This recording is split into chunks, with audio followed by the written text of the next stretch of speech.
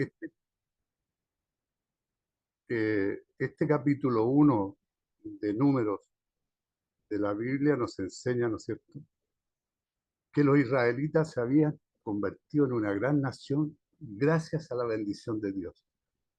Si volvemos atrás, lo que conversábamos ayer con la hermana Elena, ¿no es cierto?, también en su exposición, también nos muestra cómo Dios organizó el campamento de los israelitas con el tabernáculo en el centro. Eso tiene un significado. Y Dios, muchos años antes, ¿no es cierto?, había prometido a Abraham que sus descendientes serían el pueblo de Dios y ocuparían la tierra de Canaán. Se da cuenta como todo lo que Dios promete se va cumpliendo, y aquí vemos cómo el pueblo de Israel se va convirtiendo en una gran nación. Lo que Dios le había prometido a Abraham se está cumpliendo. Pero ahora vamos a ver la segunda parte de este capítulo, ¿no es cierto?, que habíamos dejado pendiente, que es el recuento de las tribus. Esto puede resultar de repente, ¿no es cierto?, monótono, pero nos deja algunas enseñanzas cómo Dios, hermano, organiza su pueblo. Y esta organización del pueblo de Israel llega hasta nosotros, porque Dios quería, ¿no es cierto?, ordenar a todos los que creían y confiaban en Él y posteriormente en su Hijo Jesucristo. Su Hijo Jesucristo también nos deja las enseñanzas en el Nuevo Testamento, partiendo, ¿no es cierto?, por el camino que debemos seguir para poder llegar al Padre. Pero aquí lo primero que nos vamos en esta segunda parte, ¿no es cierto?, es el recuento de las tribus. El versículo 20 al 21. Por ejemplo, la tribu de Rubén, 46.500 soldados. Vemos que llegaron 700 personas a Egipto, ¿no es cierto?, cuando estaba José, y se instalaron en Gosén, ¿no es cierto? Y esos fueron los que entraron, los que llegaron a Egipto, y ya vemos que en este momento, ¿no es cierto?, la tribu de Rubén, una tribu de Israel, tiene 46.500 soldados potenciales, ¿ya? Para que veamos cómo Dios va cumpliendo con lo prometido, ¿no es cierto?, y desarrollando este pueblo que Él creó, ¿no es cierto?, para que de ese linaje naciera, ¿no es cierto?, el Mesías, nuestro Salvador. De los hijos de Rubén, primogénito de Israel, por su descendencia, por su familia según la casa de sus padres, conforme a la cuenta de los nombres por cabeza, todos los varones de 20 años arriba, todos los que podían salir a la guerra. Los contados de la tribu de Rubén fueron 46.500, hermanos. 46.500. Una tribu, son 12. Los contados de la tribu de Rubén fueron 46.500. Para muchos, este parece un número demasiado grande, hermano. Nos parece demasiado grande si llegaron 700, ¿ya? Y vemos ahora que una sola tribu tiene de soldados, porque aquí no están consideradas ni las mujeres, ni los niños, ni los ancianos que no pueden pelear, ¿ya? Y tiene 46.500 personas. Para muchos, ¿no es cierto?, hasta para nosotros nos parece un número demasiado grande. Y algunas personas preguntan si estos números son exactos y literales. Todos podemos pensar, ¿no es cierto?, que se sobreestimaron los números, ¿no es cierto?, o se aumentaron. Si se estima que este recuento de los hombres para la guerra representa el 70% de la población masculina, el 70%, se agrega un número igual de mujeres y luego otro 25% de niños, y la población total de Israel estaría entre 2 y 2.5 millones de personas. Dios le dijo a Abraham, ¿no es cierto?, que se tendría una gran generación, ¿no es cierto?, que serían como las estrellas del cielo, como las arenas del mar, incontables, de 700, y ahora vamos a la salida del rescate de Egipto, ¿no es cierto?, que ya vamos en 2 millones, 2.5 millones de personas. Las cifras del censo son literales, dice, y precisas, pero tomadas de la época de David y Salomón y agregadas a la historia de Israel. Los números se han desentrañado como formas de gematría. ¿Qué significa gematría? Interpretación de las palabras a partir del valor numérico de las letras hebreas. De esa manera, ¿no es cierto?, fueron desarrollados estos números que nos da en este capítulo. ¿Ya?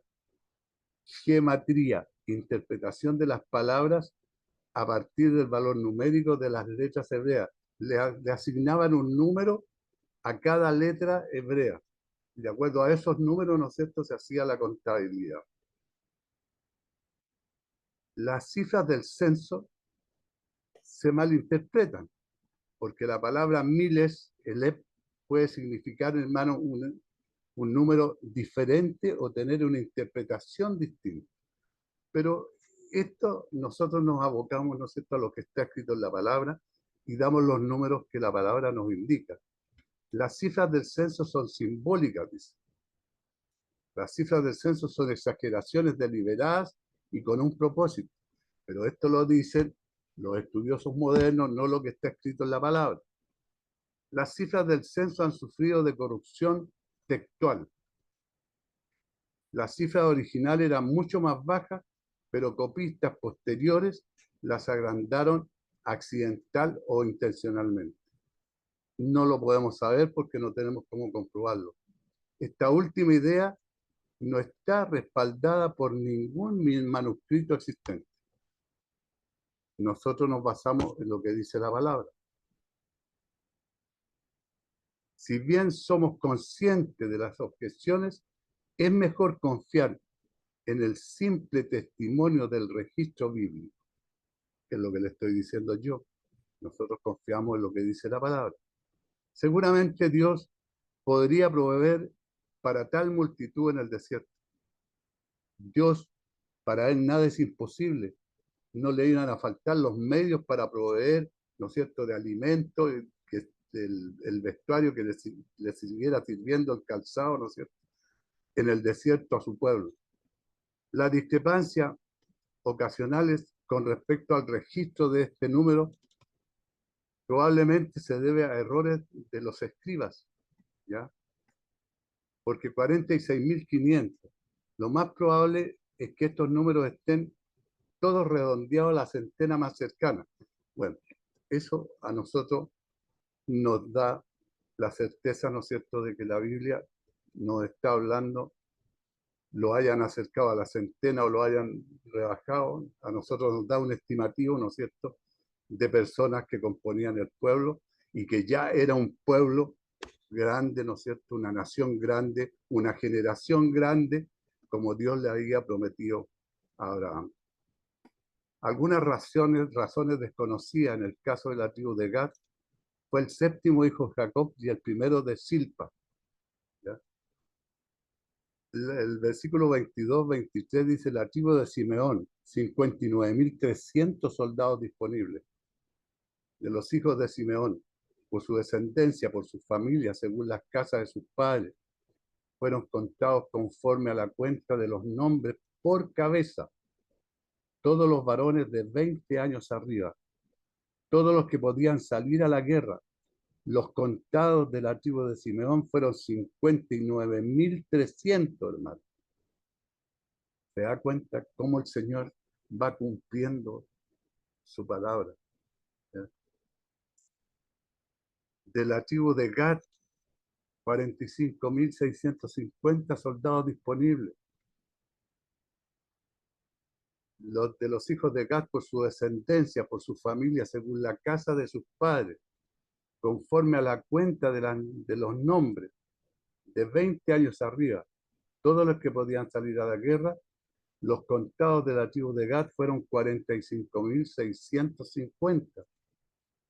La tribu de Judá, 74.600 soldados disponibles. De los hijos de Judá, por su descendencia, por su familia, según las casas de sus padres. conforme a la cuenta de los nombres de los 20 años arriba, todos los que podían salir a la guerra. Los contados de la tribu de Judá fueron 74.600 hombres. La tribu de Isaacar, 54.400 soldados disponibles. La tribu de Zabulón, 57.400 soldados disponibles. La tribu de Efraín, 40.500 soldados disponibles. De los hijos de José, de los hijos de Efraín, por su descendencia, por su familia, según la casa de sus padres, conforme a las cuentas de los nombres de 20 años arriba, todos los que podían salir a la guerra, los contados de la tribu de Efraín, fueron 40.500. La tribu de Manasés, 32.200 soldados disponibles. La tribu de Benjamín, 35.400 soldados disponibles. Vemos cómo el pueblo de Israel fue creciendo, ¿no es cierto? Cómo se fue haciendo grande y cómo se iba cumpliendo la palabra de Dios que le había dado a Moisés, que iba a ser padre de naciones, ¿no es cierto? Todos los que podían salir a la guerra eran los que estaban contados. Este censo se repitió 38 años después, hermano. Al final del libro de Números, el número total de soldados disponibles en el segundo censo fue casi el mismo. Solo hubo una pérdida de unos 2.000, pero el recuento de las tribus individuales cambió significativamente. Ya hay un significado en lo que sucedió a cada tribu durante esos críticos 38 años, hermano. Y todos los contados de los hijos de Israel por las casas de sus padres. En este primer censo, Manasés era la tribu más pequeña y Judá la más grande. Habían dos tribus con una cifra de alrededor de 30.000 personas, tres de alrededor de 40.000, cuatro sobre los 50.000, una sobre los 60.000 y una sobre los 70.000. Fueron todos los contados 603.550, sobre la base de que los soldados disponibles eran 603.550. Pero más adelante vamos a ver que falta algo aquí. Algunos estiman que la población total de Israel en ese momento era de entre 2 millones y 2,5 millones de personas, contando mujeres, niños y otras personas incapacitadas, y nos falta una tribu. Qué asombroso aumento, hermano. Qué grande pueblo le estaba formando el Señor, ¿no es cierto?, de descendientes de Abraham. Los 70 almas que descendieron eran 70 que entraron aquí. Génesis 46, 27. Unos 215 años antes, donde posteriormente habían soportado las mayores penurias. Pero la promesa de Dios no falla, hermano. No falla. Dios promete y cumple. Génesis 15, 5. Y tú vendrás a tus padres en paz y serás sepultado en buena vejez. ¿Quién puede sentirse a su voluntad y hacer fracasar su consejo, hermano? ¿Quién puede hacerlo? El caso especial de la tribu de Leví, por ejemplo. Pero los levitas, según la tribu de sus padres, no fueron contados. ¿Por qué no fueron contados los levitas? Porque los levitas tenían que encargarse, ¿no es cierto?, de la parte espiritual, de la parte sacerdotal. Por eso los levitas tenían que hacerse cargo del tabernáculo, del testimonio, y sobre todos sus utensilios, y sobre todas las cosas que le pertenecen. Ellos llevarán el tabernáculo y todos sus enseres, y ellos servirán en él, y acamparán alrededor del tabernáculo. Y cuando el tabernáculo haya de trasladarse, los levitas lo desarmarán, y cuando el tabernáculo haya de detenerse, los levitas lo armarán, y el extraño que se acercare morirá. Los hijos de Israel, hermanos, acamparán cada uno en su campamento, y cada uno junto a su bandera. Cada uno tenía una bandera que identificaba a su tribu por sus ejércitos, pero los levitas acamparán alrededor del tabernáculo del testimonio, para que no haya ira sobre la congregación de los hijos de Israel. Ellos tenían que cuidar el tabernáculo, eran ellos los encargados de la parte espiritual del pueblo de Israel. Y los levitas tendrán la guarda del tabernáculo del testimonio. E hicieron los hijos de Israel conforme las cosas que mandó Jehová a Moisés, así, hermanos, lo hicieron. Pero los levitas no fueron contados entre ellos, o sea, del número que dimos, ¿no es cierto? Tenemos que separar una tribu completa, que eran la tribu de Leví, ¿no es cierto?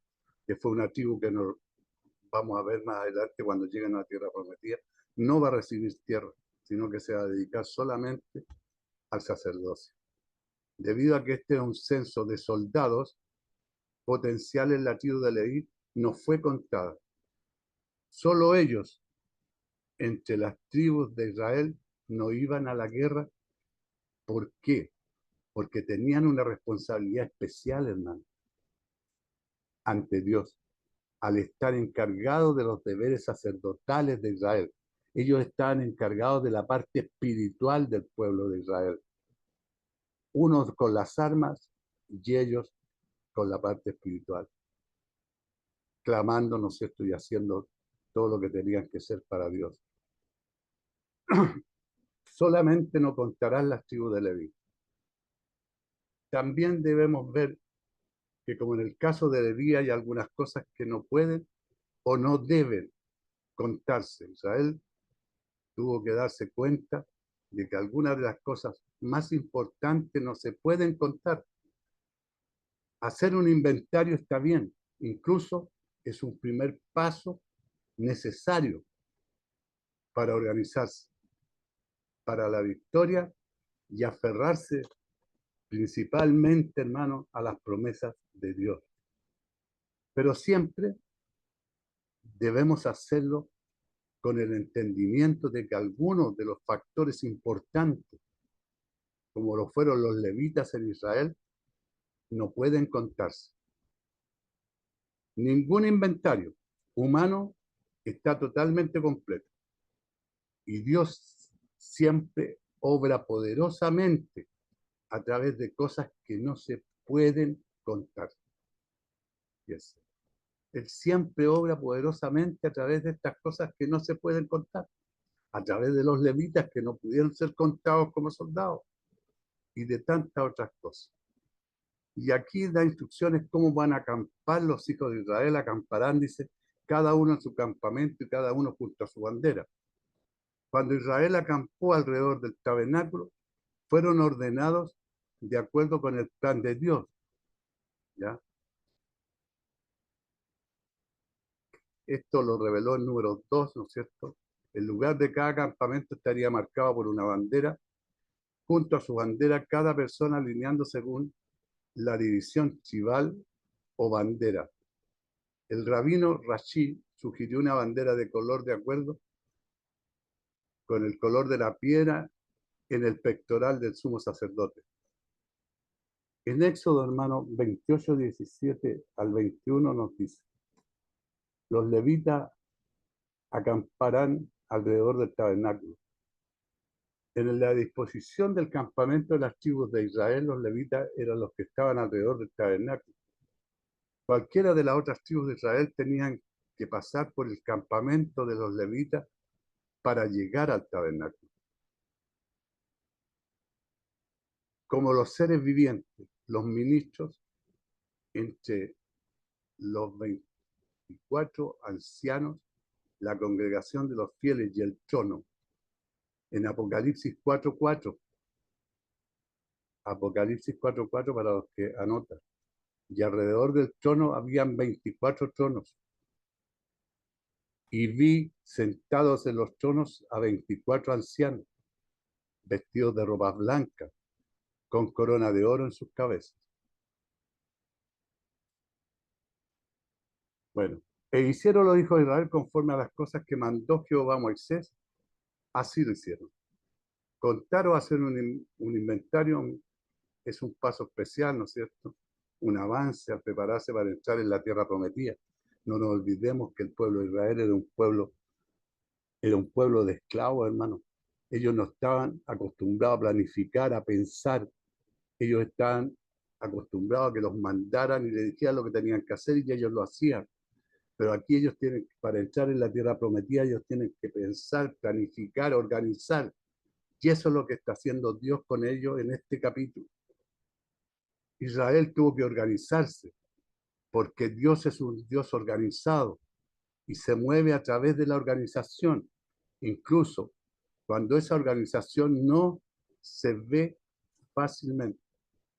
Por lo tanto, hermano, era esencial que Israel hiciera un inventario y contara cuántos hombres estaban listos para luchar. ¿Por qué, hermano? Porque Dios les prometió la tierra, pero ellos tienen que conquistarla. Y para conquistarlas tienen que dejar de pensar como esclavos, ¿ya? Y tienen que comenzar a pensar como hijos de Dios, ¿ah? Como lo que Dios les prometió, ¿no es cierto? Que esa tierra les iba a ser entregada. Dios cuenta las cosas, cuenta las estrellas y tiene un nombre para cada una. Fíjese que el Salmo 147, versículo 4 dice, el que hace a los vientos sus mensajeros y a las flamas de fuego sus ministros. ¿Se da cuenta? Cómo el Señor nos va mostrando el camino hacia la salvación. Aquí le está mostrando el camino hacia la tierra prometida al pueblo de Israel. Isaías 40, versículo 26 dice, levantad en alto vuestros ojos y mirad quién creó estas cosas. Él saca y cuenta su ejército. A todas llama por su nombre, ninguna faltará. Tal es la grandeza de su fuerza y el poder de su dominio, hermano. Ese es Dios. Él dice que hasta los cabellos de nuestra cabeza están contados, hermano. Dios incluso dice, cuenta y conoce la cantidad de cabellos de la cabeza humana. Hasta en eso, Él lo sabe. Es omnisciente, omnipresente, omnipotente, un Dios grande, poderoso. Mateo 10:30 nos dice, pues aún vuestros cabellos están todos contados. El que cuenta las estrellas y las llama a todas por su nombre, no deja nada de lo que está a su servicio desordenado, hermano. Dios es un Dios de orden. Dios es un Dios que lo que promete lo cumple. Y a Abraham le hizo una promesa. Le dijo que tendría una descendencia como las estrellas del cielo, como las arenas del mar. ¿Ya? Y Abraham se preocupaba porque su mujer no podía engendrar hijos. Y decía, ¿cómo, Señor, voy a tener esta cantidad si aún no me das hijos? ¿De dónde va a salir esto?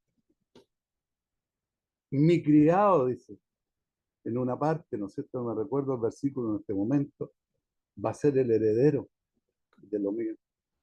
¿Por qué? Porque no tengo heredero.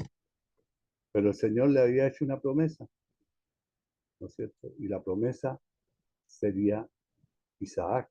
Y de Isaac, ¿no es cierto?, vendría todo lo que estamos viendo a continuación, hermano. Esta era la segunda parte del capítulo 1 de Números. Vemos, ¿no es cierto?, que es la organización de Dios para su pueblo, pero también la organización de Dios para nosotros, hermano, para que veamos cómo Dios promete y cumple, organiza.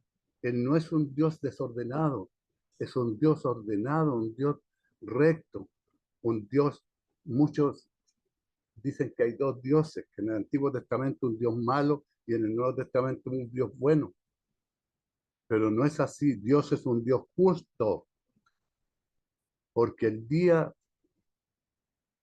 del fin, ¿no es cierto?, Él va a poner la justicia donde corresponde.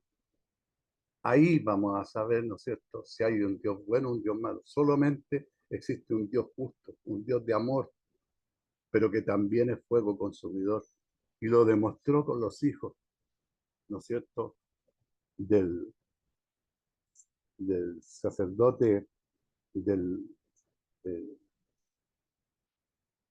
del hermano de Moisés, ¿no es cierto?, que era el sacerdote, cuando los hijos de este hombre, que eran sacerdotes, entraron y prendieron un fuego que no correspondía, ¿no es cierto?, y los quemó.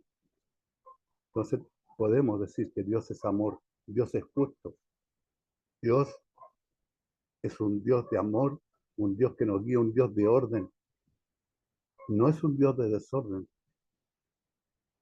Cristo todo, por eso le está dando las instrucciones a su pueblo, lo está contando, lo está ordenando, está formando un ejército que casi no va a actuar, porque todas las victorias del pueblo de Israel son porque Dios va a la cabeza. Entonces, hermano, pido que le pido a Dios que este estudio de este libro, que tiene 36 capítulos, ¿ya?,